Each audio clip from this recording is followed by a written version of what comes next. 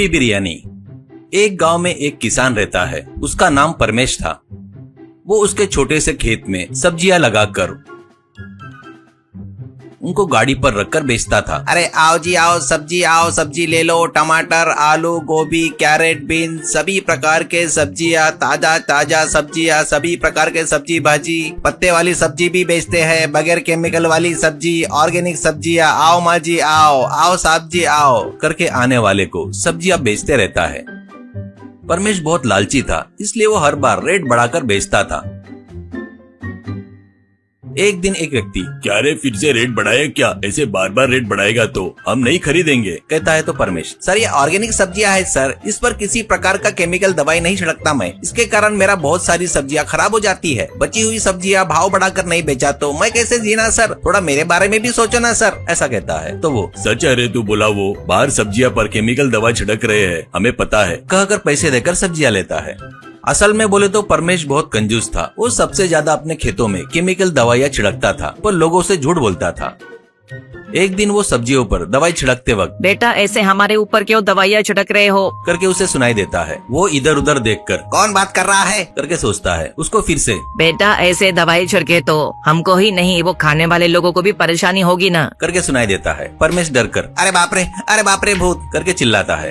तभी गोभी के पौधे में से एक गोभी, मैं भूत नहीं हूँ, मैं मायावी गोभी हूँ, नीचे देख, करके सुनाई देता है। वो देखता है तो वहाँ पर एक गोभी बात कर रही थी। वो, मायावी गोभी क्या माइला, अरे खेती में मैं ही नहीं सभी लोग दवाई छिड़कते हैं, नहीं तो कीड़े लगकर पूरी खेती सत्यानाश हो जाएगी ना, ऐसे बोलता है। तो गोभी, थोड़ा सा छिड़के तो कोई बात नहीं, पर तेरे जितना कोई नहीं छिड़कता, मेरी बात मानकर अब से ये बंद कर दे, कहता है। परमेश, तो मैं कैसे जीऊँ गोभी माँ, मेरे परिवार को कैसे पालूं, कहता है दिमाग से। गोभी, तेरे परिवार को पालने की जिम्मेदारी मुझ पर छोड़ दे, अब से तू सब्जी पाला नहीं उगाने का, रोज आकर मेरी गोभी के पौधे में से एक गोभी लेकर उससे बिरयानी बनाकर अपने गाड़ी पर रखकर बेच, मैं रोज एक चावल का बोरा मैं ही देती हूँ, तब तेरे को तेरे परिवार को कोई तकलीफ नहीं होगी ना, ऐसा कहते हैं। परमेश फूला नहीं समाता। माँ बहुत खुशी की बात है, मुझे इससे ज्यादा और क्या चाहिए, वैसे ही करो, करके कहता है। गोभी, एक शर्त है, तू गोभी बिरयानी 1 रुपए में ही बेचना और गरीबों की भूख मिटाना, तुझे रोज गोभी और चावल फ्री में मिल रहा है तो उतना नहीं कर सकता क्या, ऐसा कहती है। परमेश मन में, क्या ऐसा शर्त रखी इसने, नहीं बोला तो सब कुछ चला जाएगा, सोचकर, ठीक है माँ ठीक है, मुझे किसी गरीब का पेट भरे तो खुशी होगी, ऐसा कहता है।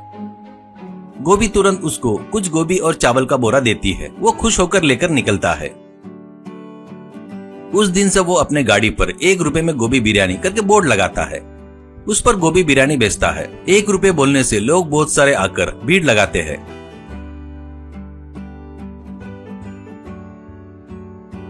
कुछ ही देर में पूरी बिरयानी खत्म हो गई। लोग भी बिरयानी की तारीफ करते हैं। एक व्यक्ति, अरे वाह कितना मस्त टेस्ट है यार इसका, असल में इसके आगे तो चिकन बिरयानी मटन बिरयानी भी फेल है, ऐसे कहता है। तो और एक व्यक्ति, सच है भाई इसका टेस्ट तो उससे भी अच्छा है, असल में इसका रेट 1 रुपया है, आज के जमाने में 1 रुपए की चाय भी नहीं मिलती, वैसे में बिरयानी मिल रही है बोले तो कमाल की बात है, ऐसा कहता है। वो सुनकर मन में परमेश, ओहो इस मायावी गोभी के चमत्कार के कारण इस बिरयानी को इतना टेस्ट आया है, ठीक है बहुत खुशी हुई भाई, इस गाड़ी के बारे में गाँव में सभी लोगों को बताओ। वो वैसे पैसे गिनता है तो 1000 रुपए थे, यानी 1000 प्लेट बेचा हूँ, मतलब रोज के 1000 बोले तो अच्छी कमाई है, पर और ज्यादा आना बोले तो और भी ज्यादा प्लेट बेचना होगा, करके सोचता है। वो अगले दिन जाकर गोभी से अपनी समस्या बताता है। गोभी, रोज के 1000 तुझे बस नहीं है क्या? ठीक है तो आज से तेरे बर्तन में का बिरयानी खत्म होगा तो उसमें अपने आप बिरयानी आ जाएगा, तुझे जितना भी चाहिए उतना तो बेच सकता है, ऐसा कहती है। परमेश बहुत खुश होता है।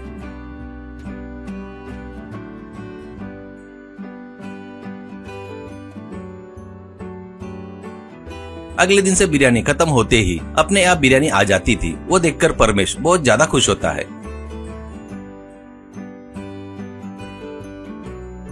उस दिन वो पैसे गिनता है तो 10,000 रुपए रहते हैं। ऐसे वो बहुत पैसे कमाता है, बड़ा घर कार भी खरीद लेता है। एक दिन वो गाड़ी के पास पैसे गिनकर, यानी 10,000 प्लेट बेचा है, मतलब इस गांव के आधे लोग खा लिए, अब इससे ज्यादा और कोई नहीं खाएगा, ऐसे तो मुझे बहुत तकलीफ होगी, लोग कैसे भी इसके आदी हो गए हैं, पक्का आकर खाएंगे, इसलिए मैं रेट बढ़ाकर बेचा तो बहुत सारे पैसे आएंगे, करके सोचता है। अगले दिन गाड़ी पर 100 रुपए की गोभी बिरयानी करके बोर्ड लगाता है।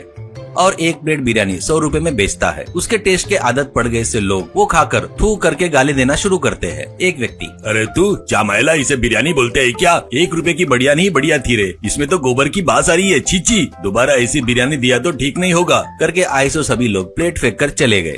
परमेश को कुछ समझ में नहीं आकर वो गाड़ी ढकेलते हुए आता है। वो आकर देखता है तो उसका घर कुछ भी नहीं था, एक छोटी सी झोपड़ी थी। वो दौड़कर खेत में जाकर देखता है तो वहाँ पर गोभी का एक पौधा, एक टुकड़ा भी नहीं था। रेट बढ़ाकर बेचा इसलिए गोभी को गुस्सा आकर ऐसा हुआ समझकर सिर पकड़ लेता है वो।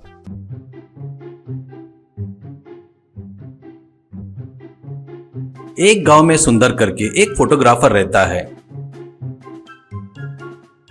वो शादियों में फोटो निकालकर उसके बाद वो फोटो एल्बम में लगाकर शादी होने वाले को देखकर उनसे पैसा लेता था। वो निकाले सो फोटो देखकर शादी वाले बहुत तारीफ करते थे। एक दिन एक परिवार एल्बम देखते हुए उनमें से एक जन, वाह बढ़िया निकाला रे फोटो, मैं इतना अच्छा दिखूंगा करके सोचा नहीं था, एकदम सुपर है। तो एक आंटी, अरे वाह, मेरी साड़ी गहने मस्त दिख रहे हैं ना फोटो में। कल मेरे भाई की यहाँ शादी है, उनको बोलूंगी कि तेरे को ही बुला करके बताऊंगी उनको। एक लड़की, अंकल मेरी फोटो बहुत अच्छी निकाले, मेरी शादी के लिए आपको बुलाए, ये मेरी किस्मत है। मेरे पति के घर वालों को ये फोटो बहुत पसंद आएंगे। ऐसी कहती है। तो उसके पिताजी, शाबाश सुंदर, बहुत सालों से अपनी पहचान है, तू फोटो बहुत अच्छे निकालता है और पैसे भी ज्यादा नहीं लेता। मेरे सर्कल में सभी को तेरे बारे में बताऊंगा, ठीक है ना? सुंदर आप सबको धन्यवाद करके हाथ जोड़ता है। सुंदर के बीवी और बच्चे रहते हैं। सुंदर की जिंदगी अच्छे से चल रही थी। तब पप्पू की एंट्री होती है। वो लगेज के साथ आकर, जीजा जी मैं आ गया, ऐसा कहता है। सुंदर, अरे बाप रे, तू आया क्या? क्यों आया रे यहाँ पर? कितने दिन रहेगा? करके पूछता है। सुंदर की पत्नी, घर आए मेहमान से ऐसे बातें करते क्या? मेरा भाई कोई मामूली नहीं है, सिनेमा फील्ड में असिस्टेंट कैमरामैन है, बड़े बड़े बॉलीवुड सिनेमा के लिए काम किया उसने। तुम्हारे जैसा स्टिल फोटोग्राफर नहीं है वो। अरे भाई आजा। ऐसा कहती है। पप्पू, क्यों जीजा जी, मुझ पर पहले से ही विश्वास नहीं है आपको, इसलिए ऐसी बातें कर रहे हो। जीजा जी आप घबराओ मत, मेरी शूटिंग में थोड़ा गैप मिला इसलिए आया हूँ। 1 हफ्ता रहकर चला जाऊंगा। इसी बीच में तुम्हारे फंक्शन में नए टेक्नोलॉजी दिखाकर तुम्हारा नाम और बढ़ाऊंगा। सुंदर, भाई तेरे को नमस्ते, मेरे फंक्शन मैं ही देख लूंगा, मुझे तेरी मदद की कोई जरूरत नहीं है। पत्नी, तुमको वो बोले तो ना जलन और ईर्ष्या है, इसलिए ऐसे बातें कर रहे हो। क्या तो भी है वो टेक्नोलॉजी बोल रहा है ना, देख तो लो, देखने में क्या हर्ज है। ऐसा कहती है। सुंदर को ठीक है बोले बगैर जमा नहीं। उस दिन शाम को ही सुंदर और पप्पू एक शादी के मंडप में पहुंचते हैं। पप्पू, जीजा जी आपसे ये पूरे इवेंट आप ही करोगे करके बोलो, इसे ही इवेंट मैनेजमेंट कहते हैं। तब तुम decoration, flower, set, lighting, camera, equipment सब पर पैसा कमा सकते हैं। ये फालतू का कैमरा पकड़े तो क्या मिलेगा आपको? ऐसा कहता है। सुंदर, भाई तेरे हाथ जोड़ता हूँ, मेरे लिए बस है। पप्पू, जीजा जी तुम्हारे पास स्क्रीन नहीं है क्या? ये सब टॉप एंगल में कवर करना है, कहता है। सुंदर नहीं है करके कहता है। पप्पू, आप चिंता मत करो, वो सब मैं देख लूंगा करके एक लंबे लकड़ी को अपना मोबाइल बांधकर उसको इधर उधर वीडियो निकाल रहा था। कुछ देर बाद लकड़ी का वजन सही नहीं कर पाने के कारण वो लकड़ी एक आदमी के सिर पर गिरती है। वो, अरे बाप रे, अरे मर गया रे करके सिर चकरा कर गिर जाता है। पप्पू कोई भी नहीं देखा वैसा खंबे के पीछे छुप जाता है।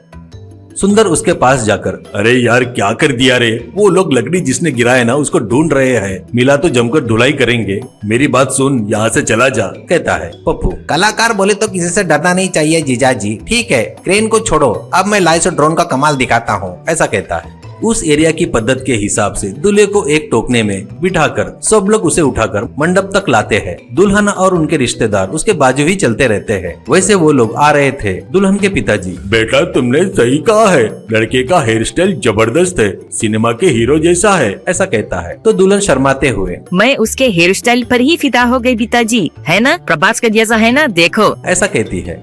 इतने में पप्पू ड्रोन में कैमरा लगाकर उड़ाता है। वो ऊपर उड़ते हुए उनका वीडियो बना रहा था।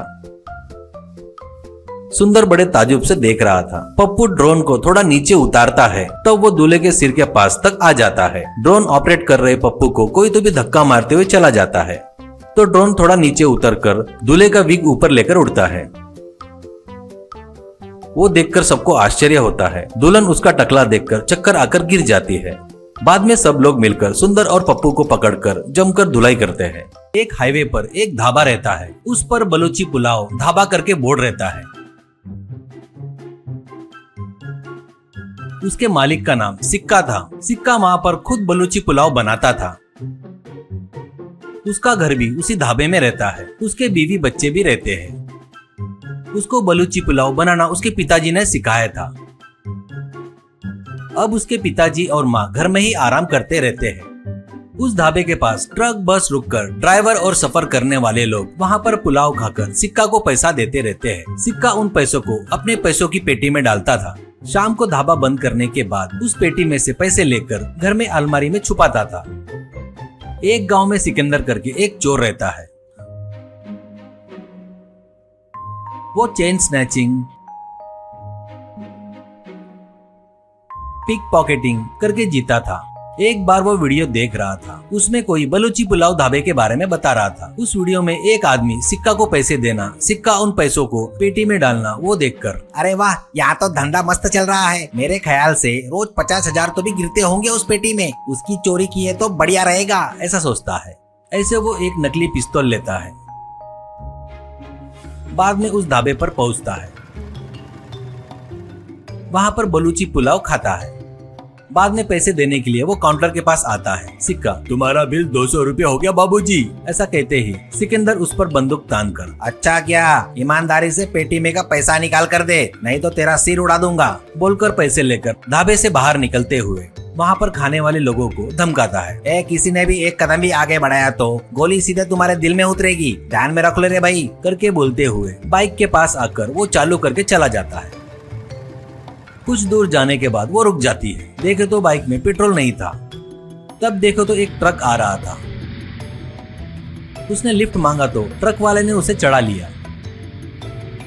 वो ट्रक चलाते हुए ड्राइवर, कहाँ जाना है बेटा, गाड़ी को क्या हुआ? सिकंदर, शहर जाना है जी, बाइक का पेट्रोल खत्म हो गया, ऐसा कहता है। ड्राइवर, अरे देख लेना था ना बेटा, देखो अभी कितनी तकलीफ हो गई है तुम्हें, कहता है तो सिकंदर, वो चोरते वक्त देखना था, मेरा मतलब है चालू करते वक्त देखना था ना, कर रहा हूँ जी, ऐसा कहता है।